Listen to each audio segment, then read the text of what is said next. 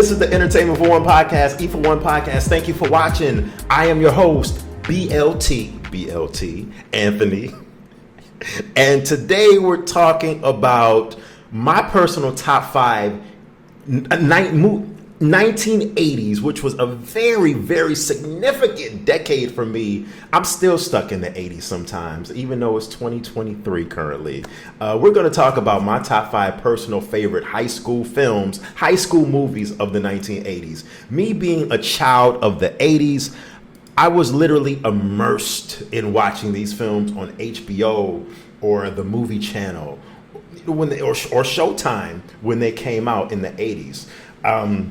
I can remember being a child, being a young child between the age of 5 years old and 8 years old, watching these very somewhat adult suggestive films, like with full-blown nudity and language that was not meant for a child's ears. I mean, let's just be honest and call it for what it is. But I'm a product of the 80s, and just like you adore these movies, and these are going to be my personal top 5. I know a lot of you have your own personal top 5, and if you do, which I know you do, in the comment section, let me know which movies do you think that I left out or I should have put in my top 5, or just let me know what are some of your favorite high school teen movies from the 1980s. I want to know. I definitely want to know that. So light that comment section up and let me know. Okay, honorable mentions. I'm gonna start this with some honorable mentions. Fast Times at Ridgemont High from 1982. This film, amazing film. I was born in 1978, so this film came a couple years before I was literally old enough to fully be aware and literally know what cinema and get the whole. I was young. I was like maybe 3-4 years old in 1982. So there was no way a 4-year-old was going to fully understand what was going on with any film at 4 years old, unless it was a cartoon or some kind of animated film. But as I grew older, Fast Times at Ridgemont High literally has become one of my favorite films and one of my top 10 films of the 1980s. Judge Reinhold was in the film. Sean Penn was in the film. And it was just an amazing film. And it dealt with some heavy material and heavy subject matter that you might not necessarily expect from a teen comedy of the 1980s. So that makes my honorable mention. And I can't forget about Risky Business. Risky Business is literally one of my favorite Tom Cruise films, not only of the 1980s, but in general. Risky Business had some very seductive sexual scenes in there that was just beautifully shot. I mean, let's just be honest. That sex scene or sexually emulated scene on the train, on the bus in that movie, I love that scene to this day. And the Prince dance, music, sex, romance, house party scene with the hookers coming into the house was one of my favorite scenes on cinema. I really should have put Risky Business and the soundtrack was amazing. Phil Collins, In the Air Tonight. I really should have put Risky Business in my top 5, but that's definitely an honorable mention and would be in my top 10 most definitely as well. Okay, now. And I can't forget about another Tom Cruise film that was absolutely amazing, 1983's All the Right Moves. He was on the football team. I can't really go into the synopsis, but check that out if you haven't seen it, but definitely one of my honorable mentions as well.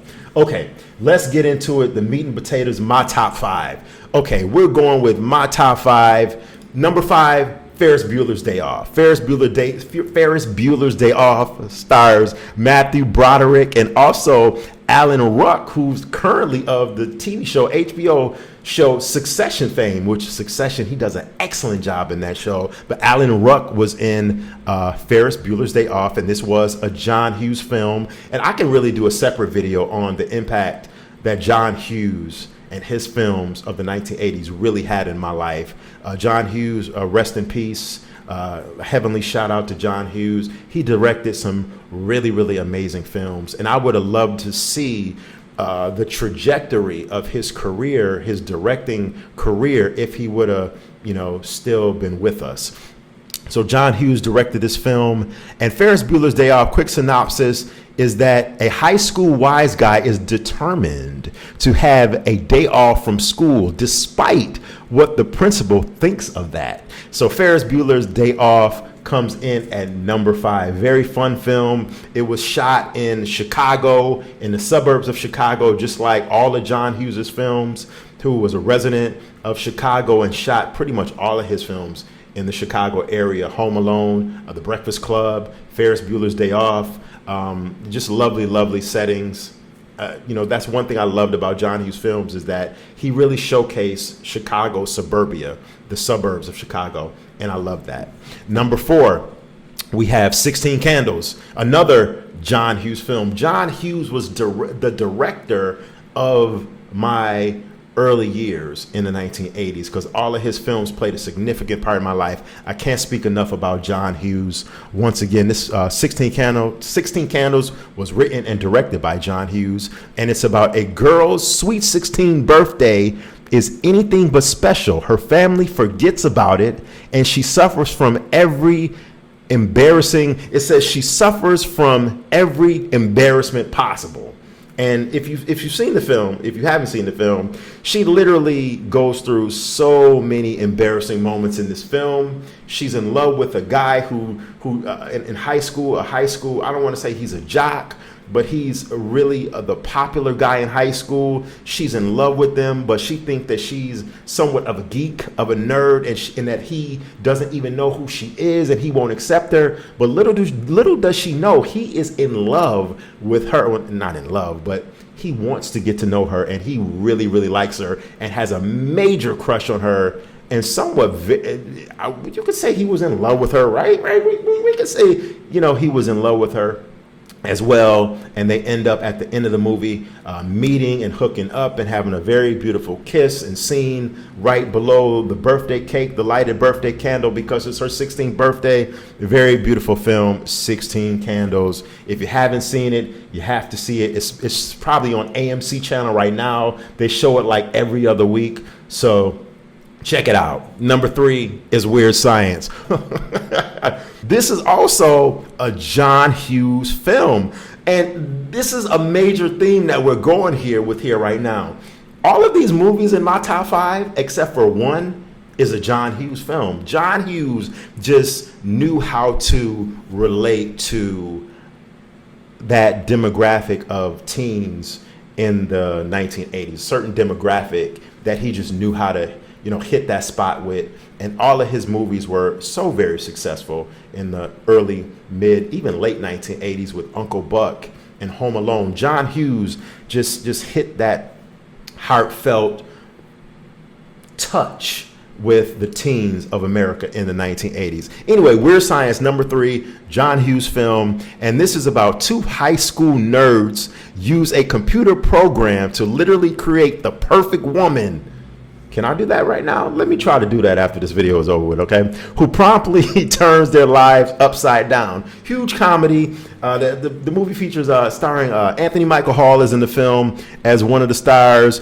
Also, Elan Mitchell-Smith is in the movie. The beautiful Kelly LeBrock made her debut in the film. Kelly LeBrock, absolutely gorgeous. I still love Kelly LeBrock to this day. Weird Science is a film that came out in 85 that I had fun with, and I used to had it on VHS, used to watch it over and over and over and over and over. Amazing John Hughes film. Number 2, this was going to surprise a lot of people, but I never forget when I first saw this film. It was on HBO, and I remember watching this film, and it wasn't a huge, it's had a cult following over the 35 years since it was released in 1985, or almost 35 plus 40, almost 40 plus years since this film was released in 1985. Just huge cult following. Like I said, when the movie first came out in 85, it really wasn't anywhere near as popular as Ferris Bueller's Day Off, The Breakfast Club, 16 Candles, all the other movies that I mentioned, even Pretty in Pink, another John Hughes inspired film. this movie was nowhere near as popular as those, but it has become popular. But I remember having this movie, recording it on a VHS and recording it off of HBO and just loving it. And it's Just One of the Guys. And this one is about Terry, who is Joyce Heiser, the main actress in the movie. Terry feels discriminated against when the summer job at the Sun Tribune goes to two guys. She decides to do something about it. Yes, she does. She dresses like a guy, gets a haircut. Now, the question is, will students at the other high school notice and find out that she's not a guy and she's really a girl? You have to watch the movie and find out. This was a movie that was filmed in, I think it was filmed in Scottsdale, Arizona. And it was just a really good film. Love this film, love this film, love this film. Joyce Heiser, had the biggest crush on Joyce Heiser in the 1980s. I'll never forget the scene where she just bared it all to us to prove to her love interest in the movie that she was not a guy, she was a girl. She just opened up her shirt and showed him to us. And I never forget looking at that TV screen like, couldn't believe it, loved it. That was like a brief scene of nudity in the film, but it was well worth it, and I loved it. I loved it. Number one is obviously another John Hughes film, probably the best known John Hughes film, the most successful.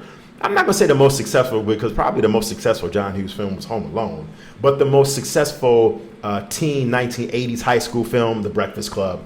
This film is about 5 high school students meet in a Saturday detention session and discover how they have a lot more in common than what they thought. And this film is a coming of age story of teens on a Saturday morning in detention. This film starred Anthony Michael Hall once again, Emilio Estevez, Judd Nelson, Ali Sheedy, sorry about that, Molly Ringwald, and it was just an awesome film. And this film has meant more to me than any film probably in my lifetime, because I grew up watching this film, and I grew up literally understanding this film, being 7 years old, watching this film, being able to understand it.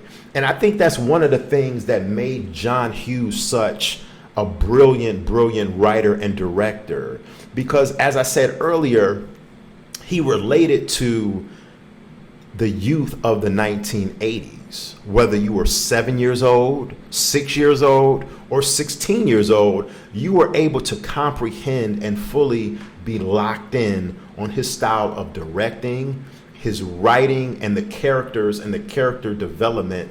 And it was just beautiful. It's just a beautiful story, beautiful movie. And I'm so glad that they haven't done a remake to this film. Certain films don't need to be touched, and this is one of them. This film has aged perfectly and aged gracefully. No matter if you're living in the inner city of New York City, or if you're living in the suburbs of Chicago, where this film was also filmed, like John Hughes, all of John Hughes' films, the majority of John Hughes' films, you can relate to it. It's just a story for young adults, teenagers, early teens, preteens. It doesn't matter what race, what color, what creed, what ethnicity you're from. You can relate to it. And that's one thing that I said I loved about John Hughes films. It didn't matter what color you were. You could definitely relate to his films because you were going through the coming of age. You were growing up in America, and that's what it was all about. So once again, thank you for watching. I appreciate you. Let me know in the comment section what you think some movies are that, like I said, that I might have left off, I would love to find out. This is the Entertainment for One podcast, and until next time, peace. Have a great day. Much love always.